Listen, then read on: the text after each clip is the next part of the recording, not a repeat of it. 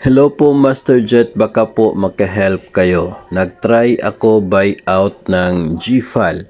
Yung balance ko sa app is 192,000.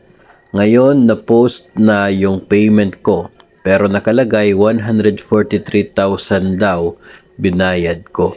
So medyo nagtaka po si sender kasi malaki yung nandoon sa GSIS Touch na balanse na kanyang GFAL at yun po yung binayaran pero ngayong nag-inform, nag-notify na posted na yung payment, naging 143,000 na lang. So ang duda po natin parang tulad po nito sa emergency loan ko po. Meron pa akong 20,000 emergency loan at hindi pa po nag-start yung kanya pong amortization. Bali ngayon pa lamang pong buwan ng Abril. So from February until now, meron na siya na earn na interest. Kaya yung outstanding balance na makikita natin ay over doon sa 20,000 na in-applyan kong loan. So, parang ganun po, yun nangyari. So, ibig sabihin po niyan, yung nakikita po natin na balance, outstanding balance ng loan, doon po sa touch, ay posibleng included po doon yung balances ng principal amount at balances ng interest. So, yung na-earn niya na interest na still unpaid. Ngayon, bakit sobrang laki? 193,000, 194 ba yun? 190,000 tapos 143 lang pala yung balance doon sa principal amount. Bakit sobrang laki? Ito pong binayaran na loan ay GFAL, GSIS Financial Assistance Loan.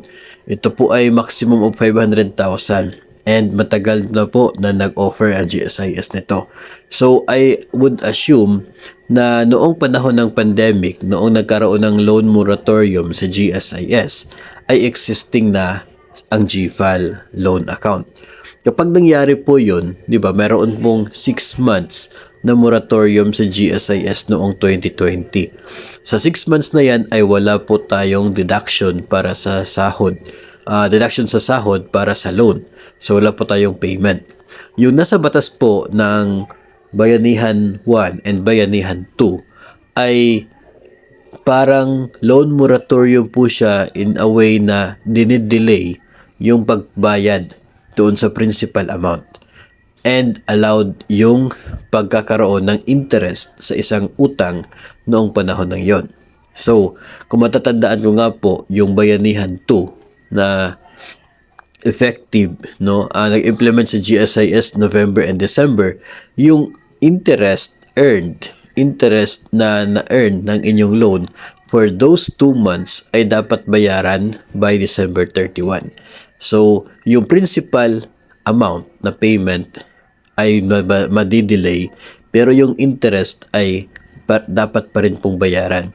Since wala po tayong deduction during those period, wala po tayong payments, so yung interest ng utang sa loob ng period ng loan moratorium ay nag-i-exist sa loan.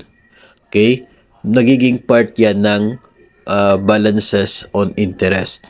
So, kaya siguro medyo malaki itong difference ng binayaran and balance sa principal. Kasi 6 na buwan yung loan moratorium na GSIS. So, pero yung kung gusto po niyo po makuha yung talagang detalyado na record kung bakit umabot ng 190 doon sa app tapos 143 lang pala, ay for sure masasagot po yan ng GSIS mismo. No, itong sa atin kasi ay parang mga possible reasons, no, kung bakit ganyan ang nangyayari. Kasi hindi naman po ako from GSIS at hindi ko po nakikita yung loan account ninyo. Pero kapag i-refer po ninyo yan sa GSIS office, i-check po nila yung loan account ninyo, doon po makikita yung exact na reason kung bakit ganun po yung nangyari, no? Bakit mataas yung nasa app tapos 143 lang pala yung balance. Ano yung yung difference kung saan para saan yun ay masasagot ng mismo ng branch ng GSIS kung saan po kayo kung saan po kayo nakapag nagsiserve po sa inyo na branch ng GSIS. So ipaabot nyo po yan sa GSIS just to clear the issue and clear na rin sa isip ninyo kung saan napunta yung difference ng binayad ninyo doon sa posted sa loan account ninyo sa GSIS Touch.